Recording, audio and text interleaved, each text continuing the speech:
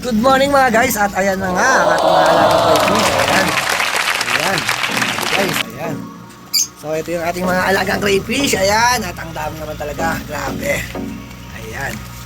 So grabe guys. Yung ating crayfish pala mga guys. Nakarating na pala sa ibang bansa guys. Ayan may produkto na ng crayfish yung sa atin Grabe crayfish na rin talaga yung tatak ng chichirya guys Grabe. Ayan guys.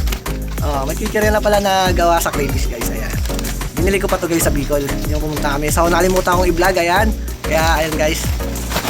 Masarap po talaga. Grabe. Ganyan natin yung ating alagang crayfish. Lobster ang nilagay. Pero crayfish po talaga yan. Ayan guys. Ayan. Ganyan naman yung ano yan yung paa niyang may sipit maliliit. Ganyan po yung crayfish natin guys. Yan. Kuha tayo ng isa pang crayfish natin guys. Ayan. Ayan guys. Diba guys? Wow! Crayfish natin guys. Ganyan kasikat yung produkto natin guys sa ibang bansa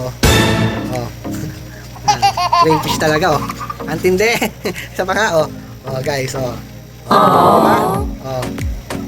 Grabe guys. Diba guys?